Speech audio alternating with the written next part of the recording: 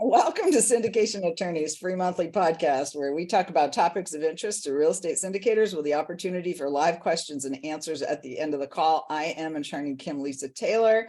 I would also like to introduce Krisha Young, our co-host and our business development associate at syndicationattorneys.com. Before we get started, please note that all of our podcasts will be recorded and may be used for future promotion, posted on our website, or broadcast in a podcast available to the public. If you don't wish to have your voice recorded, don't raise your hand. Instead, either put your question in the Q&A box or schedule a one-on-one consultation. You can do that at our website at syndicationattorneys.com. The information discussed during this podcast is of a general educational nature and should not be construed as legal advice. And today, our topic is, what should real estate investors be doing right now, with our esteemed guest, Jake Stenziano, excuse me. In the pink. Doing that, yeah, in the pink, and Gino Barbaro. In the blue shorts. Yeah, Jake and Gino are great friends. You got it.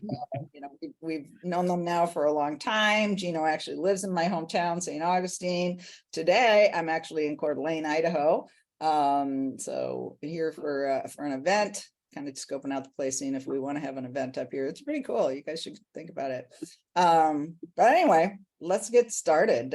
What's the main reason we should visit Coeur d'Alene, Idaho? It's just fantastic here. It's beautiful. There's huge lakes in northern Idaho. A lot of people don't realize that. So Lake Coeur d'Alene is about 30 miles long. I live about halfway down the lake. The town of Coeur d'Alene is right on the lake. So it's just a really beautiful spot. There's mountains all around. And so that's your country spot when you're not in St. Augustine. Yeah, this is our summer home. Got it. Yeah, Fancy Kim Taylor. I know. Yeah. So, okay, well, great. So you guys got started in real estate a while back. You were doing other things before. What prompted you to get into real estate? How'd you get here? What say you, Gino? Well, Kim called us esteemed. I'm still trying to figure out what the word esteemed means. It's what you do with the broccoli. It's what you do with the broccoli, Gino. I hope it's a compliment. So, no, but seriously, when we started, I had gotten into a deal in 2005 with a guy named Maserati Mike. And I wish I had read Kim's book, or Kim had a book out there on how to raise capital, because Maserati Mike, he created a syndication and he took Gino's money, and Gino didn't know what a syndication was. Gino didn't have a framework. Gino was like, I've got money here, Mike. You've got a cool car. Take my money. And a year later, Mike, he's got two Maseratis. I don't know if he's got two, maybe it's three. And remember, we were talking about like the self-storage. If back then I had known self-storage with the climate control, maybe I rented one out and put Mike's body in there. But we digress. I made a huge mistake. I mean, it was a really big problem. I didn't know. I wasn't educated. And like I said, I'm going to put the book up again. If you're thinking about syndicating, I know Jake doesn't like to read. You get it on Audible. It's an amazing book. I mean, like, your first book was great, but this thing dives into syndications, and I wish I had it. And from that point on, I'm like, I don't want mobile home parks. That was a mobile home park deal. I had done a strip center. I want multifamily because I'm in the restaurant business. I'm working 50 hours a week. I don't want to have 17 single family homes. I want to buy one deal, squat, then buy the next deal. I can do it part-time. I met Jake in 2009. He is the drug rep. I'm the pizza guy. He was selling pharmaceuticals. Ironically enough, he was selling vaccines and fish oil back then. And we meet in 2009. He moves to Knoxville in 2011. And I'm like, Jake, these deals look pretty good. Back then, the economy sucked. GDP was 1%. Rents were $300 for a one-bedroom in Knoxville. It was completely different than now. We were in the buyer's market. There was no capital out there to raise deals. So I'm like, Jake, let's just look at deals down here. And it took us 18 months to find the first deal. And we bought our first deal in 2013. It was a 25-unit deal. We had some seller financing. And 3 months later, we got our second deal, which was a 36-unit. And then 6 months later, we bought our third deal, which is 136 units. And Jake and I, when we started, all we wanted to do is get 100 units. That's all we wanted. If we get 100 units, we are done. That was the pinnacle. If that ever happened, that was the pinnacle. And Kim, these are back in the days where pharmaceutical companies and the government were separate entities. So, at the time, it was weird because, I was like, man, everybody hates me because I'm a drug rep. The pharmaceutical companies are looked down upon so bad as like these evil corporations. And then all of a sudden they merged with the government. And now it's like one entity combined. So I just want to say this for the folks out there. It was a good thing like that back in the day. It's important to keep these companies in check. So I digress on that. I just wanted to get that out there. Okay.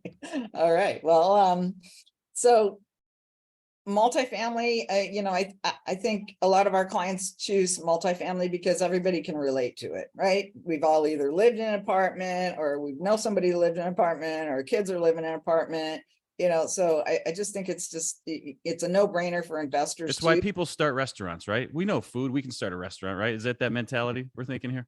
Yes. That's why Gino's here.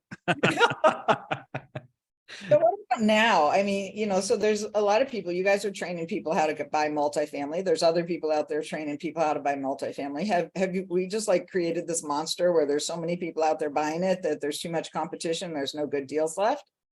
I think it's part of the market cycle. One of our educators, one of our coaches says he's seen it the last 20 years. When there's a lot of euphoria, people come in and they start teaching. There's a lot of cheap money. When the Fed holds rates at near zero, asset prices increase and there's euphoria. As interest rates rise, we're slowing the economy down, we're slowing the market down. They're just going to get weeded out. I mean, we've been doing this for 6 or 7 years. We created Wheelbarrow Profits, the framework. I mean, if you want to syndicate, you got to put both of these together. This is a marriage made in heaven here. Don't go and raise money unless you know the business. It's that simple. Whether you like our framework or someone else's framework, I think that's what people need to understand. And I know, Kim, that the opportunity is now. I think in the next 18 to 24 months, there's going to be a huge surge of deals, huge surge of opportunity.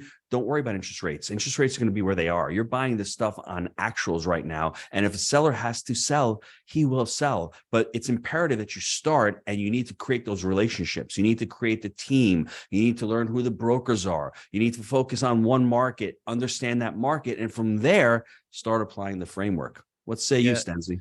No, it's a great point because Kim's identifying the herd mentality. It's the same thing with realtors. All of a sudden, the real estate market is super hot. All of a sudden there's a record number of realtors out there. The minute something changes in the economy, they all fall back and try to find different jobs.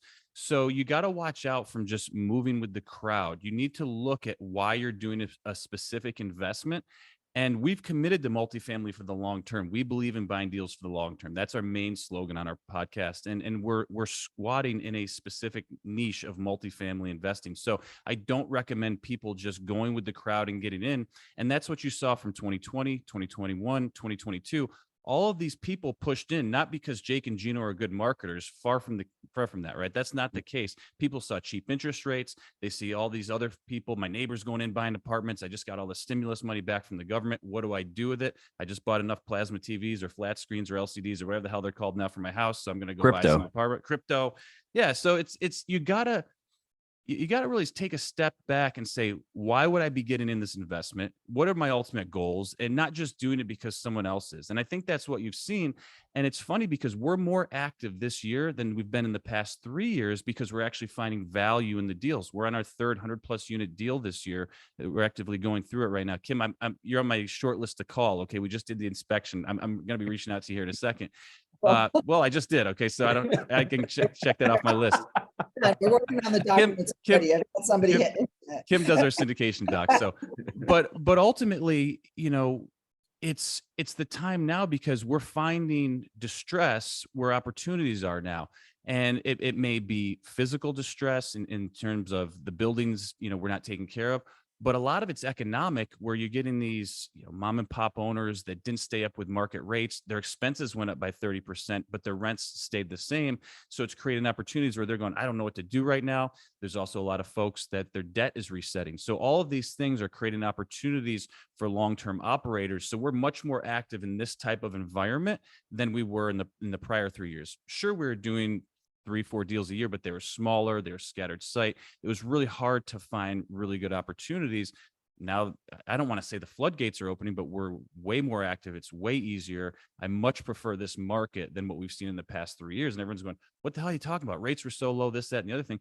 Yeah, but I was competing with people that had no idea what they were doing. They were underwriting deals for 20% rent growth in perpetuity. They were throwing stupid, numbers out there just to get the deal. There was 20 people online. It was nuts. So I much prefer this type of market than what we saw 2020 to 2022. I'm a happier man. My relationship at home is better with my wife. Gino and I, look, he's smiling. He's got the complexion has come back and it's beautiful. So yes, we like this a lot more. Yeah. Not that we want to get too personal on this. Yeah. Yeah. I obviously I'm kidding, right? Yeah. Am I? I don't know. Started off with, the slogan for the billboard for self-storage, which was a little bit off color. So what kind of loan to value ratios and interest rates are you seeing right now for multifamily? Depends. It depends on sort of what avenue you're going. So we refied actually 3 deals earlier this year. And I think we had a 530 rate. These are agency, these are Fannie deals, but we're 55% LTV. And people are saying, what the hell are you doing 55% LTV? Well, the refis, we and these were cash out refis on top of it, probably the second or third time we've done it. And so did we like the rate? No. Would I have preferred something in the 4s? Yes. But the deal works really well. Still the 3 of them actually cash flow really well. So that's sort of what we're seeing. You're probably gonna add 50 basis points onto that now, just due to where the 10-year has gone. So, 50, 70, those might be around 6 now. And the deal we're going through right now, we were quoted at 6.7% rate, and it's a 25-year AM. This is through a credit union. And that is an 80% loan to cost. So wow, so that's really good. And is that a fixed rate, or is that going to adjust on you? 525. So fixed for 5. And that's the other thing too. We've never done bridge, and we've always stayed away from it. And we believe in long-term fixed rate financing, minimum of 5 years. Okay. And then ultimately that deal is going to go out to pasture. We're going to send it to Fannie or Freddie, and we'll sit on it for 10 years. We don't have anything coming due, I think, till 2027. And what we try to do is stagger, when these things are going to come due. So you're going to have, a 10-year loan out to Fannie. It's going to come due, a couple of years on the next one. So we try our best to stagger them. It doesn't always work, but you don't want, all your portfolio coming due at a certain time, because, you have to do it right now. Well, it's going to hurt a little bit. And that's the important loan to value. And I'm glad you brought that up, because if, you're able to renovate and you don't try to take all the cash out of these things, and you're preparing for the long term, we're very happy with a 55% LTV on a refi right now. So, again, if someone's in there and they're not planning on holding their deals like we are, and they want to sell, different conversations are had, but this is how we're building for the future, and ultimately trying to create a large portfolio to carry for the long term. Tim, it's the framework is buy right, manage right, and finance right. And the reason why we didn't do those deals in 2021 and 2022, we knew rates were going to rise. It's not a matter of it's a matter of when. And when you're quoting bridge at 3.5, and you've seen some really big syndicators out there, they're losing their deals because they thought, hey, rates are going to stay low and there's risk. So long term. What was the slogan, Gino? They can't raise rates. How many times do we hear it? They can't raise rates. Like, I want to sleep at night. I want long-term fixed rate debt, and not, it's too much gambling there. And then unfortunately, they did the opposite. They shocked the system by raising them so quickly in such a short amount of time that if they'd been doing it sooner, before the November 22 election, maybe in April and May of that year, had done it to slow things down. So a lot of these operators would have said, okay, rates, I'm not going to underwrite for a 4% exit. Maybe I'll underwrite for a 6. Now they're looking at 8 or 9. That's why we didn't do a lot of those deals with in 2021. 20% rent growth year over year. And 2022. And I think the last thing I'd like to say about it is you can always buy real estate in any part of the market cycle. You can't always sell real estate. And right now, when we were, buying in 2008 and 2009, it was a tough time to sell. You can always buy, but it was hard to sell. And I think that's where we're going to get to right now. If you're buying right now in the next 12 to 24 months, there's an opportunity. But if you're underwater, you're going to say to yourself, wow, if I can hold on, let me weather the storm to get over to the other side. But I maybe have, difficulty selling that. So always think about that. There's some kind of slogan out there with like the more institutional guys. It's like, I feel like it's ride or die till 25, but it's not. It's basically there's something out there like everyone's saying, hold on till 25. I forget what it is, but yeah. Mm-hmm. Yeah. All right. So stay alive till 25. Is that it? Yeah, I think so. Like yeah. So you just got to ride it out. So yeah. So these people that are getting in trouble that got these bridge loans, is there a fix for that? Is there a way that they can be helped? Should we start a rescue fund? And He raised his hand. Fine. Go ahead. I mean, the big thing is capital calls. Every time I've been to 2 events in the last year, everyone has are having capital calls, and they're going to go back to their investors, and the really good operators are going to say, they're going to put out their story, which is accurate. We didn't foresee this. We didn't see insurance going up 100%. We've operated the property. We've come through with our rent growth, with our projections, but who thought property taxes were going to go up 30%, and who saw insurance go up 100%?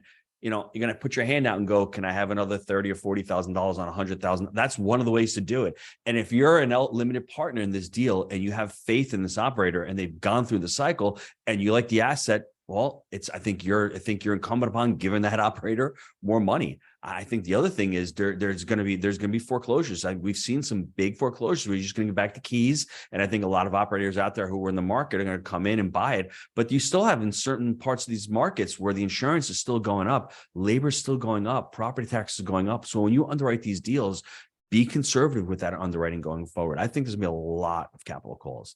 And the government's not going to care about a couple syndicators going under, right?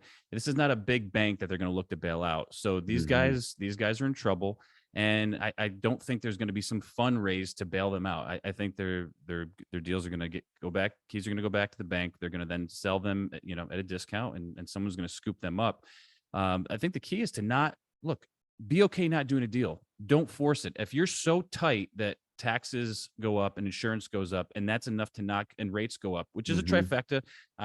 It's a big deal. I'm not saying it's insignificant, but if you can't weather something like that, then should you be buying that deal? And I'm sure people are going to underwrite more conservatively, and it's going to take another 10 years before people get, this frothy again and things run up, and we'll go through it again.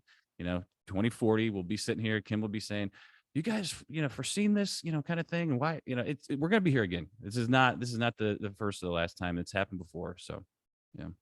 Yeah. I hope I'm not sitting here in 2040. I hope you are. You're going to have 3 vacation homes by then. You'll be doing just fine. I already have 3. And that will I don't know them. I still need to go to other countries or something. All right. So are you seeing sellers adjusting pricing to accommodate any of this, or not really?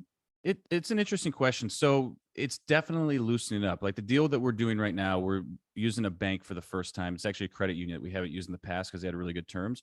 So I asked for a 30-45, and that's a 30-day due diligence with a 45-day to close for the financing.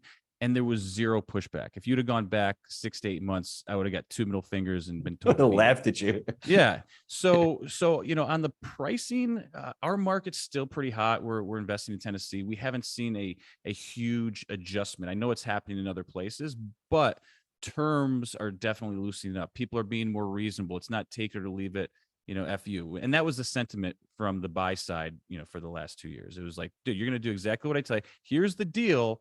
Take it or leave it. There is no adjustment anywhere and anything. That was the feeling, going back, I would say last year. But sure. Jake, even to this deal we're doing, you're talking about concessions. We wouldn't even have thought about asking the seller for concessions a year ago. You'd been like, we'll take it. We'll leave for sure. So there's concessions, number one. And number two, I see deals that are coming out that actually have pretty good numbers, Jake, right? I think the pricing out the gates makes more sense. Yeah. Yes.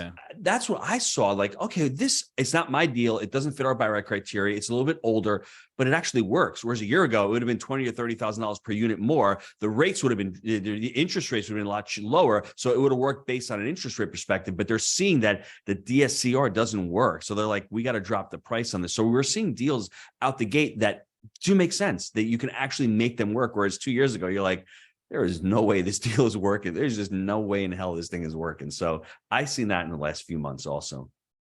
So what about rescue funds? I've been hearing a lot of people talking about rescue funds, and we've actually even had a lender suggest to someone we know that they bring in some preferred equity to put in whatever capital they need instead of doing the capital call, because usually capital calls are usually marginally successful, right? Mm-hmm.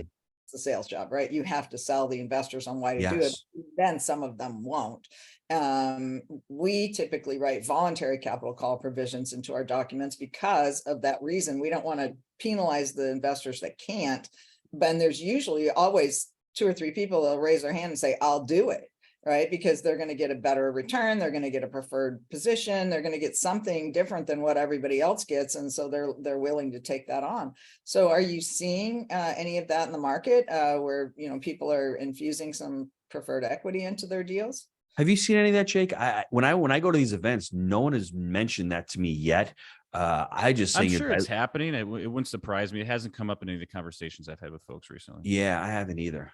Yeah, and it's kind of a short-term solution. So it is an option. So if that is something that we can help with, especially on documents that we've written, but even documents that we haven't written, there may be a way to go to the investors and say, hey, you can either put up the money or we can get it from these people. What do what's your vote? Right. And then if it's that or lose the property, they might vote, go ahead, take it.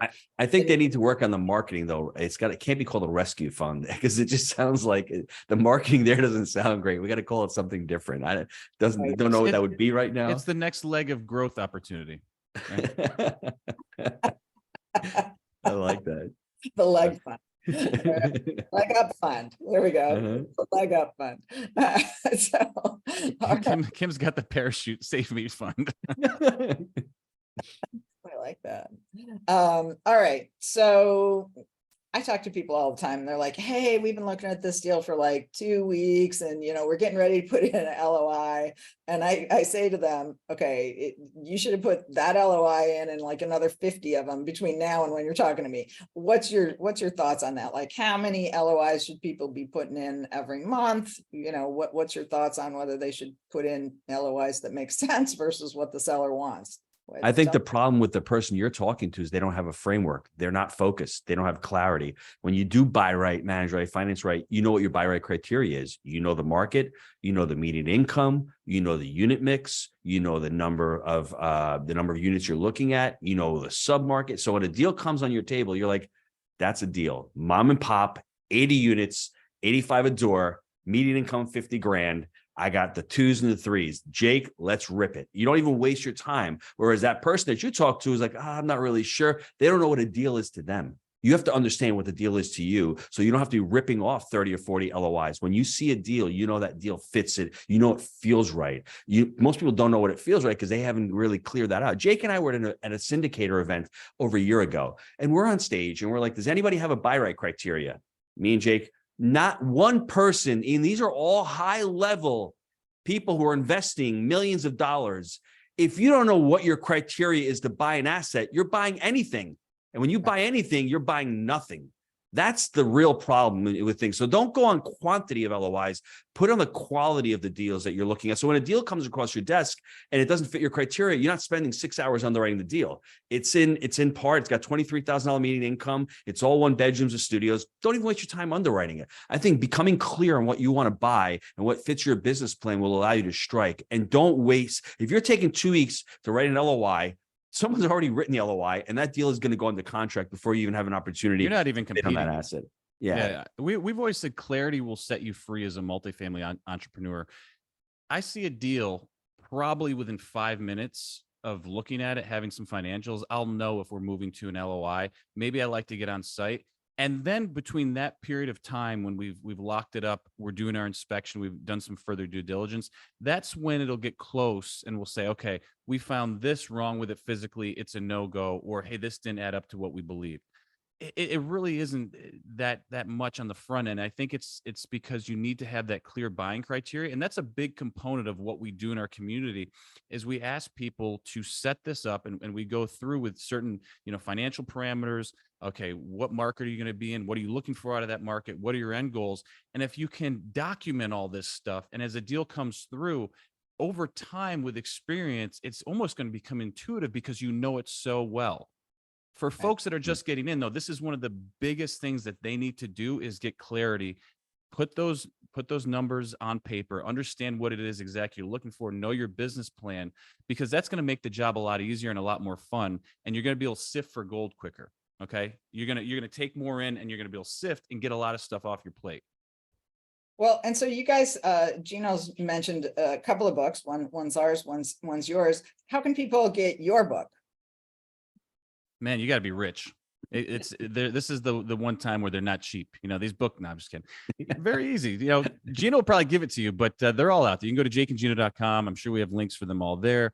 Wheelbarrow Profits, the Honeybee. This is something that is very attainable. I'm telling you, Gino, if you email him, gino@jakeandgino.com, you might get a free PDF copy. He might I'll tell you get to the pound PDF sand. copy. Yes, Maybe I will do that. Maybe I will do that. Well, and we've got 2 books. All right. So this is kind of our beginner's guide. This was the first book, How to Legally Raise Private Money. And then we got, okay, so if you look at the 2, you'll see the difference, It's right? real heavy. Real This heavy, the second easy one. to Yes. read, right? Academia in the house. Yeah. I was actually kind of depressed when I finished writing this book. Like, it's like, what? It's only 168 pages. That's like my entire brain on paper. That's all I got, right? So apparently I got smarter with the second book because it's twice as thick. That's the ego play, Kim. Yeah, no, it's great. I'm telling you, honestly, I truly love the book. And like I said, I'm not joking. I think if you're going to go out and syndicate a deal, I think learn the business. I mean, you're taking somebody's money, understand what your business plan is. And as you're doing that, get on a call. Even if you're not going to syndicate today, get on a call with Kim and spend the hour and a half on structures, spend the hour and a half on what your exit plan is, your exit strategies are, and the whole structuring of what your entities look like. Because it's really, really important. You don't want to go through your first syndication and the timelines are so quick and not understanding timelines. In the book, it talks about timelines. Kim will help you with the timelines as well. And that's something on our very first syndication that we were really surprised at how quickly things move, how you need to get that webinar, how you need to have your operating agreement together, how you need to have those structures together. When it's go time and you send out that webinar, you have 48 hours. You want those people to start, getting in money. You have soft commits and hard commits, then closing the deal. It's all in the book on how to raise capital. So Guys, learn real the quick, business. going back to the LOIs too, you want to make offers that people can say yes to. Don't make these things contracts. Don't make them overly complicated. Really clean, okay, this is the price. This is what we're talking about. How long is an LOI? Maybe a page and a half. Maybe get it down to a page if you can. What are the terms for the earnest money deposit? Okay, what's your timeline? That's what I'm looking at. I want when I see these things. Give someone something they can say yes to. Get to the second level, which is going to be your attorney, their attorney, going back and forth in the contract. Most groups have an established contract that they're going to use, so it's not going to be much variation from that, unless you're dealing with some of these crazy yahoos out there. But it's all kind of there's certain parameters in the space that people generally agree upon. So give someone an offer on the front end that they can say yes to, and then work to massage in the relationship to get to the finish line. Well, and make sure you use a real estate attorney when you don't need it for your LOI, but you do need it for the purchase agreement, because we got stung on the property that we bought by, me thinking, oh, I'm smart, I'm an attorney, we can do this ourselves. And wrong answer, because we ended up in a situation where the seller actually enticed 16 of our tenants in a 27-unit apartment complex to move somewhere else and gave them an incentive to do so. That's gangster. Yeah, that was the government. Yeah, you're dealing with some real thugs there, huh? But the point being that had we had a real estate attorney helping us with this, we could have had a clause in there that said that, hey, if you do something to cause our tenants to move, then you're going to be responsible for 6 months rent, which would have allowed us the time to project turned and recovered. And instead of it, we had a lot of turns we weren't anticipating, and it just took a long time to get it back in shape. So, the broker's agreement is, it protects one person, and it's not the seller, and it's not you as the buyer, it is the broker, and it's their right to commission. Have your attorney look at the broker agreement too if you're selling something, because they'll try to throw a couple zingers in there for themselves as well. So yeah, so just make sure that you're using a real estate attorney. And by the way, we have brought a real estate attorney in on staff who does commercial real estate. So we're excited about that. One-stop shopping. Hey, we do all. We've got marketing materials, we've got education, we've got the documents, and we've got connections, right? We've got connections with the Italian guys from New York. So anyway, all right. So I like the discussion about LOIs. I think that it's important that people understand, what they're offering. And so how do they get that information? You guys have some educational programs. Let's talk a little bit about that. We have a huge documents library. I mean, ultimately, we have a huge documents library of everything that we use. It's, again, it's for informational purposes only, but it gives you an idea of what a lease looks like, what an LOI looks like, what a contract looks like. And then you can go and say, okay, I like this. And then, get with a team member like yourself and have that produced for, your team. And it's like going back to that clarity thing. You don't know what you don't know. I remember our third deal, we were getting all these requests. It was 136 unit. Up to that point, we did a 25 and we did a 36. And now it's starting to get a little bit real. Professionals are involved and they're asking for these different things and lease audits and, I don't know, SREOs and all this stuff. And I'm going, Gino, what the hell is all this stuff? And he had it from his prior mentorship that he was involved in. So Gino's ripping it out like this. I got you, bro. I got you. And I'm like, oh my goodness, he's a genius. But you have this stuff in your back pocket when you're getting started. It's huge. So it makes a real big difference because look, there's certain terms speaking the lingo that you're going to get into this. And it's like law, Kim, you get into it. There's a different lingo that people speak. There's a certain club that you get into once you learn it and then you're expected to know it. Otherwise you're a weirdo. It's the same thing with commercial real estate. So we help folks out with that. Well, and we can't have a discussion anymore without talking about AI. And so you're talking to the wrong guys. Yeah.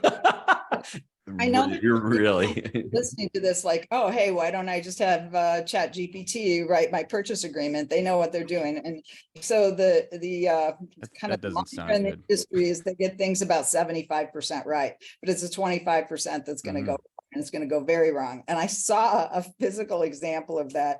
I was looking at somebody's ads and I'm like, oh my God, these are so cool. Look, we should do something like that on our website. And my marketing director, Cassia, says, oh, that's all AI. And I'm like, well, how do you know? And she goes, look at their hands. Okay, so this is an assignment for everybody. Look at the fingers on any AI person. They are wrong, and they are very, very wrong, right? So I don't even know what you're saying right now. So if you look at an AI generated picture, okay, and it has a person in it, then their fingers are just like, sometimes there's 6 fingers. They're cut off at the really I saw one the other day where these 2 fingers were like really long and one was like going off in the other direction. So this has led me to Kim, I'm telling you right now, this is not going to age well. In 10 years, you are going to get canceled because you're discriminating against the AI bots. Okay, so I'm forewarning you. I'm going to be your counsel here. Be careful because this stuff's probably recorded and they're going to come back to cancel you. So just be careful on what you're saying. 6-finger robot. Hey, we got to be accepting of that, okay? I actually have a theory. See, it's not artificial intelligence, it's alien intelligence. And they're all like, yeah, hey, why don't these people have 6 fingers, right? Like us. So, but Kim, seriously, can you imagine what you can do with 6 fingers? Let me ask you real quick though, seriously. Are people actually using AI to write contracts and to do PPMs and to do, I believe that people are trying to do it. And so you have to be careful because it's partially right, but the part that's wrong could be very, very wrong. And that could be the part that ends up killing your deal or stinging you later on if the deal goes bad. So Jake is a frugal guy. And if 10 grand is going to make or break your deal, don't do it. So, I mean, like, if that's what you're worried about. Yeah, don't even go down that route with legal and with accounting. Those are 2 places you really don't want to be cheap. I'm just saying, well, how do we know that we've made those mistakes? Not with the contract. I was an attorney back in the day, and I'll tell a little story. So when we first started, I was doing our evictions on our first 25 unit. And then Judge Brewer, I don't know, I was like 3-0 and I was going for my 4th one. I was feeling really good about myself and I wore a suit every time. So I was looking the part. And he said, son, are you an attorney? Like, I've seen you here a couple of times. And I was like, no, sir. And so then that got a little weird. He let it through. Okay. He let that last eviction go through, but I corrected at that point. So, came through unscathed, 4-0, feeling good about it. But you got to be careful out there because not everyone's a Judge Brewer. Okay. So. Yeah, well, you do have to be careful. I think that AI has a place. Like, if you want to write an article on something, go ahead and, get an AI article done, but don't use that. First of all, you don't know where that came from. You don't want to be accused of plagiarism, but you can use it for ideas on what you want to write and then write for yourself. So Kim, if I'm understanding you correctly, like screenwriters, writers, we're okay to take them out of business, but don't touch our attorneys yet with the AI. Okay. They are the ones that we got to look out for. I'm with you. I got it. He actually is. The Hollywood, get rid of Hollywood, right? Yes. No. I'm not saying that. I will get canceled if I say that. No. Don't want to. And I'm sure there's there's a fair amount of Hollywood people that are doing deals like the ones that are. Well, I heard a quick clip on it, and that was their big thing. They're trying to block AI from taking their jobs. That was like a huge thing that they're Yeah. negotiating for. So Yeah, Well, because they can write a better script than what they're writing right now. They're writing crap right now, so I'm come sure up AI with can't do any something new. worse. All right. We don't, we don't need Lion King 14. All right. Do something new, and we'll come back and talk to you. All right. all right.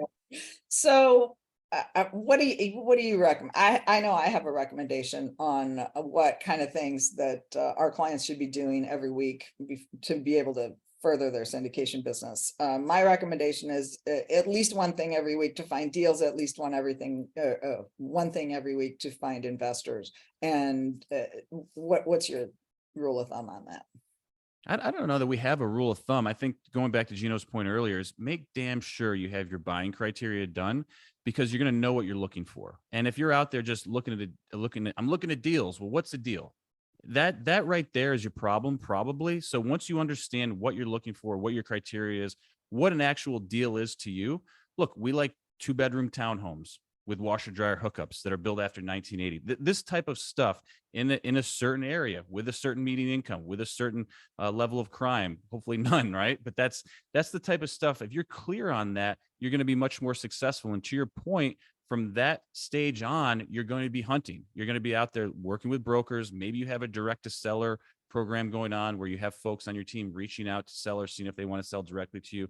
But it's those types of activities that you attempt to systematize. And if it's doing, one broker meeting a week, or I'm going to be on site for at least, one evaluation, those types of things are going to move the needle. Those actions will result at some point into your career growing. But it took us 2 years to get our first deal.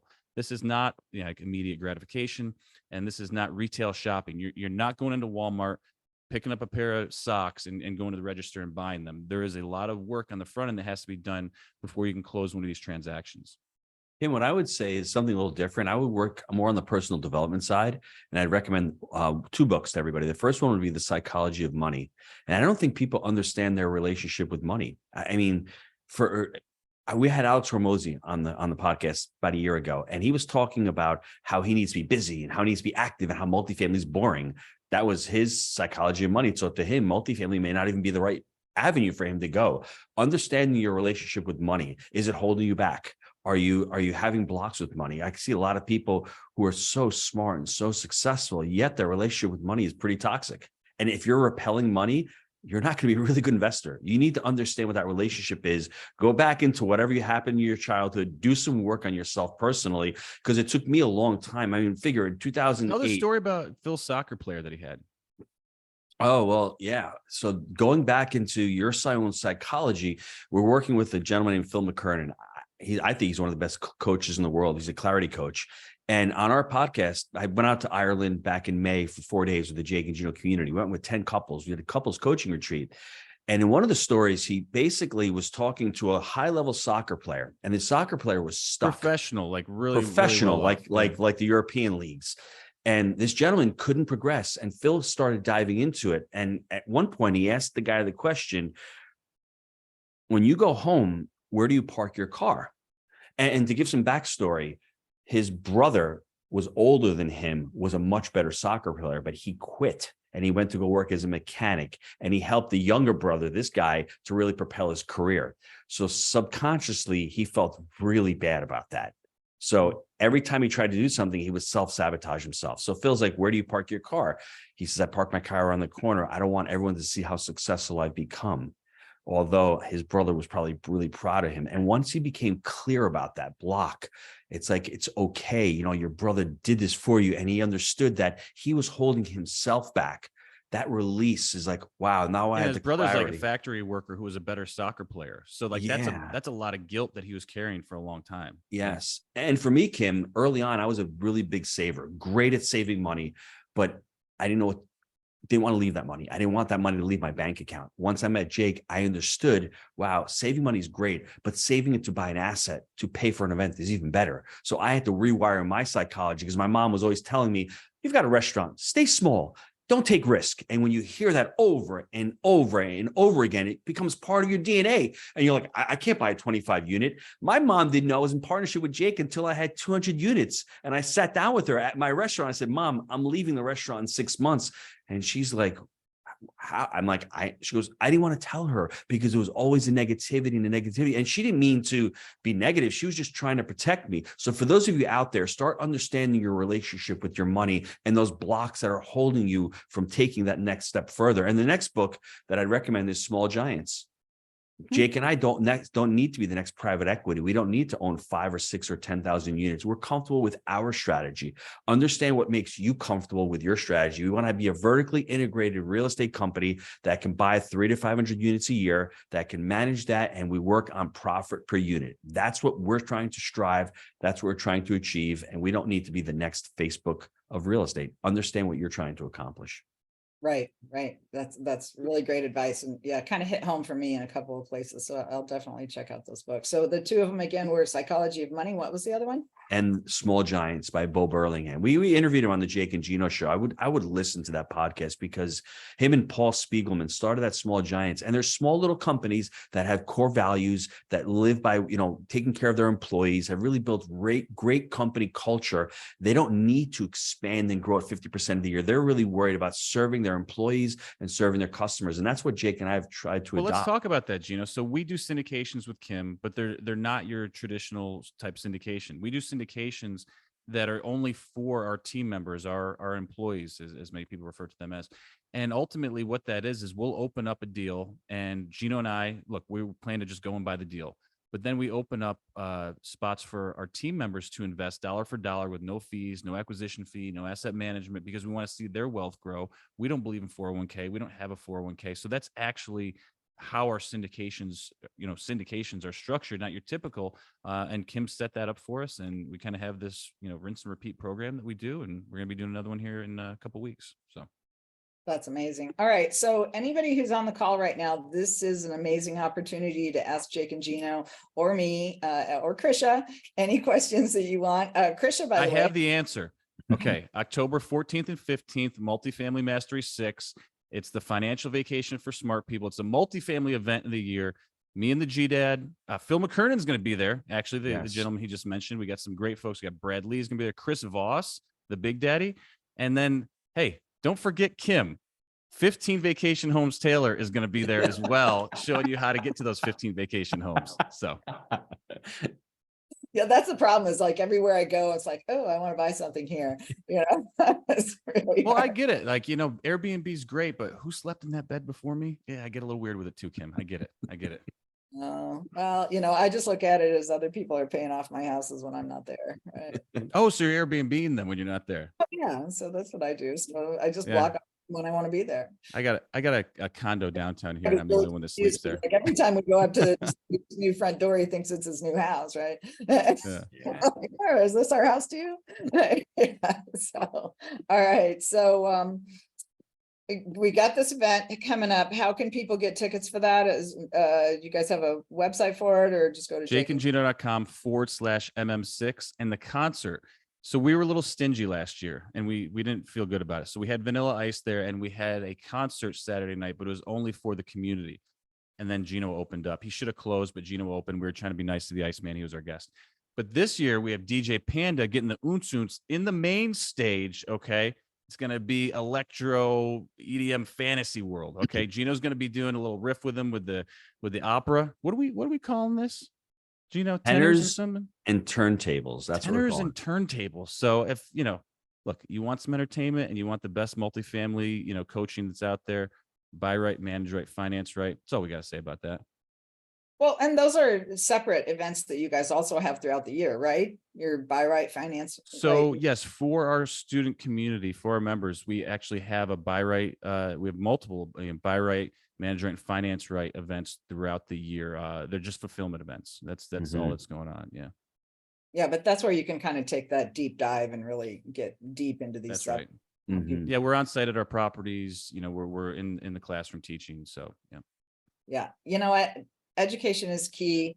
all of our clients that have gone on and done big things have gone on and done a ton of syndicates or gone bigger. And the things that they buy have all started in a coaching program for their first, 2, 3, 4 deals. And then they don't need it anymore. Well, it doesn't stop there though. We've done systems scale coaching. We've, done stuff with Chris Voss, who's going to be their FBI negotiator. So you're always, attempting to, get better and find out where you're lacking and improve your team and your organization. So it doesn't stop, gang. Once you get your multifamily systems done, it's going to just continue to grow from there. So. Excellent. All right. Well, that all sounds really great. Let's see. I think we have a shy audience today. It's the pink shirt. I'm going Barbie on them. They don't know what to think. I haven't seen it. I'm just saying. So I can't answer any questions about I the think show. you'd like to add that we haven't covered yet. No, I just think there's a lot of opportunities out there right now.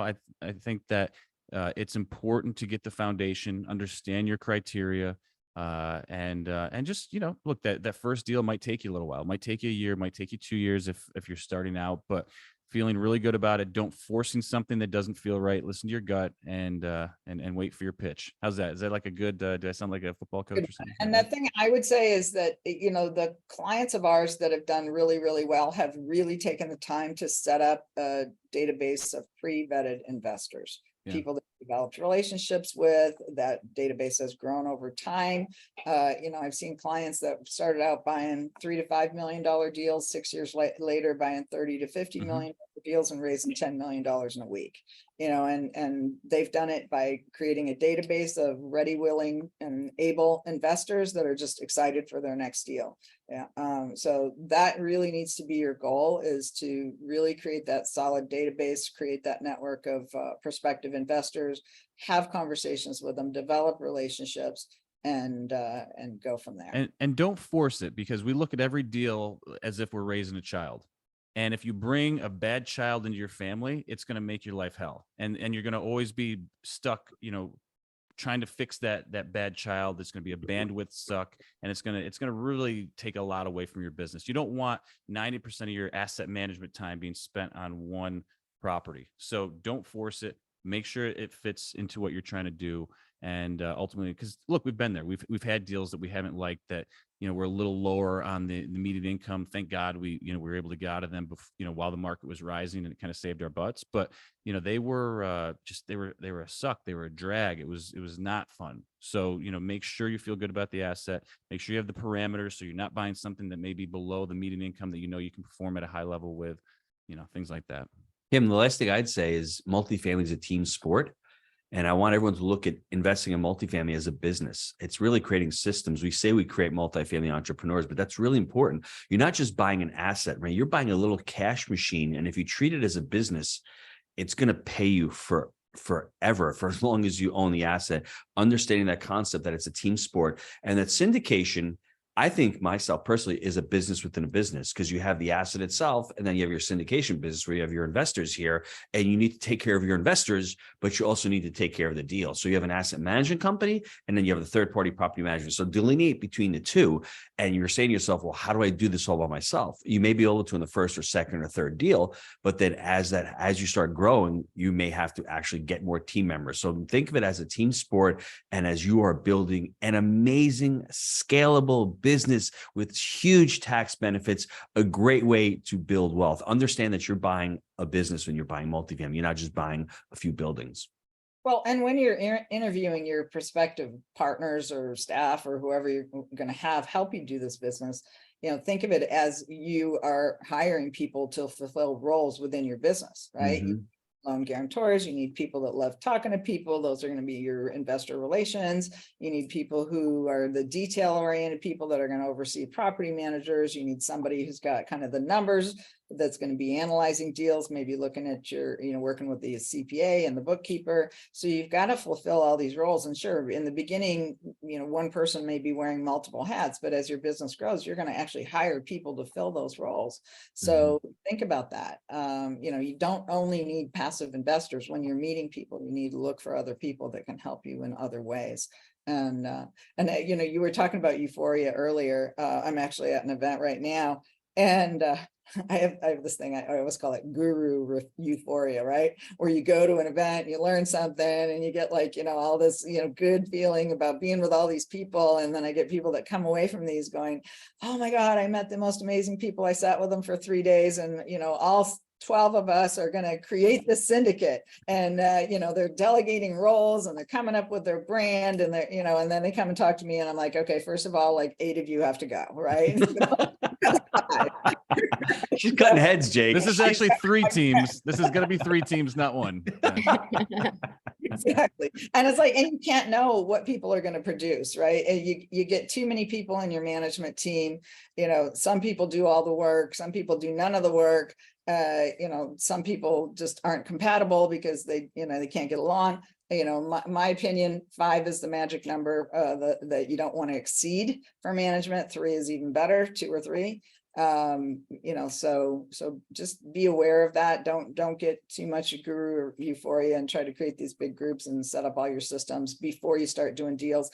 It just becomes a way to procrastinate. So you've got to just go out and start making the offers, doing the deals. If you're not comfortable making offers, you need to get some education on what offers you should be making. I think that's the point that was made here today, and I think it's a great one.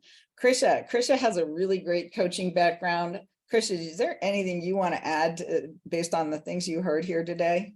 We do have a question too, so we'll get to that in a second. I love any kind of topic around mindset. And, I love that you brought up, our relationship with money, because it's a sneaky saboteur that can really hold us back when it comes to like doing bigger deals or even going out there and having conversations with investors, and procrastination. Like there's all these little sneaky little things in our subconscious that come from our past or whatever, that if we're not investigating them, it can really hamper us. And so I love that you brought that up, because it's like, okay, if you're not progressing, then, and you're doing all the tactical, practical, strategic things, then there's some sort of mindset, there's some sort of subconscious thing holding you back. And engaging in a really good coach who can move you through that material fast is like, because once it's done, you're a rocket ship until you hit your next level, and then you got to go through it again.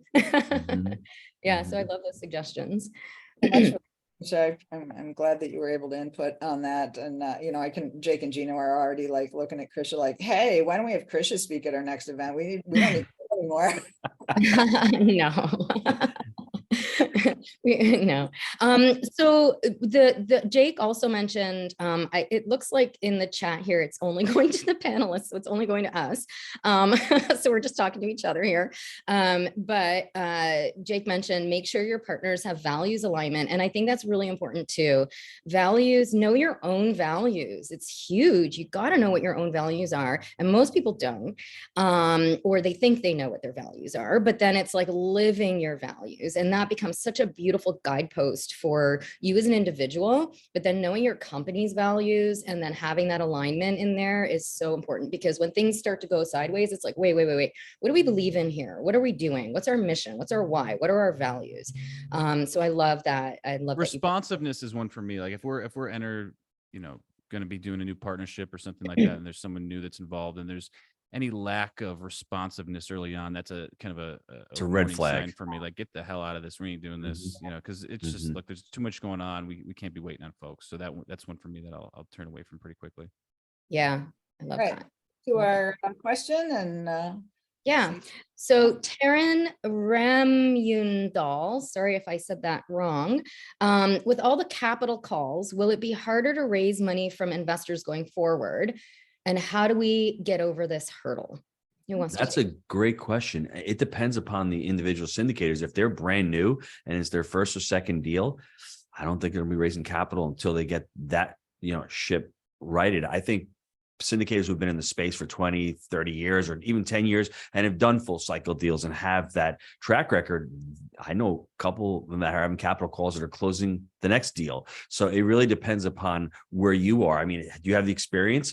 me personally, if I'm going through a capital call, I am not looking at another deal. I need to fix on what's on my plate. I want to make sure that this deal that I'm messing up on, I don't want to take anyone else's money. There's obviously people out there that are doing that. I don't know how they can do that with what's going on with the original deals, but I think that's what Jake was talking about. There's not as many people at the table right now because for them to raise that capital, they're having problems with the original deals. They can't go back to their investors and ask for money on another deal if those deals aren't performing. And we're going to see more of that go on. And all that happens is there's going to be less demand for the assets that are going out there because there's going to be less capital that's going to be raised. Well, Yeah, and that- not to. Oh, go ahead. Sorry, I was just going to say, not to get too aggressive, but it sounds like you're trying to talk yourself out of multifamily, and not to be overly aggressive. It sounds like one of these questions where it's like, is it going to be harder? Yeah. Yeah, guys, it's going to be harder. Like if people are failing around and you want to raise money from those same people, they're going to look at you harder. Do you have an amazing deal? Can you provide real value? What is your structure like? Are you systematized? Are you bringing professionalism to the table? Yes, right? Like don't look to talk yourself out of this. Look for an asset that you want to be a part of for a long period of time. That's how I do this stuff. And then I figure out how to systematize it and grow it. If you're looking to, oh my God, is this going to be harder? Well, yeah, guess what? When things are harder and then you figure it out, less people are going to be at the table trying to do what you're doing, and you're going to have more value. You're going to create more value. It's the people in this business that can solve problems that do really well. Just saying. So it depends how hard you want to work at it. Do you want to be in multifamily? Do you believe it's a vehicle that's going to, take care of you and your family for the long term? It may be yes, it may be no. Either answer is okay, but don't sit there and look for ways to talk yourself out of it. Yes, it will be harder. Are you okay with the challenge? That should be the question. Are you okay working harder? And I would say use the right attorney, because we have provisions in our docs that allow our clients to do what they need to do to salvage a deal. And so there's voluntary capital call. If that doesn't work, then, you can bring in a superior class if you need to. You can joint venture with somebody. You can do whatever you need to do. You can loan your own money. You can do what you need to do. And, I don't know what other people have in their docs that they draft, but we've crafted these provisions based on the real experiences of our clients, because we want to have the major flexibility that they need to be able to do what they have to do without going out and getting permission from every single investor, or have their hands tied because, they now have to start penalizing people and the people that can't put more money in or just don't want to. So with that, we do have to wrap up today. So love to having you guys here. Krisha, thanks so much for joining us. Glad you were to be able to be part of the call. You guys all need to think about going to the multifamily mastery event. It's epic. It's great. It's at a fantastic hotel. Jake and Gino, of course, are the real thing. They're genuine. And throw us a high five in the lazy river at the top of the water slide. So. And I'll Gaylord Palms. It's great. There. All right. Thanks so much. Thanks. Thanks, everybody. Bye. Bye.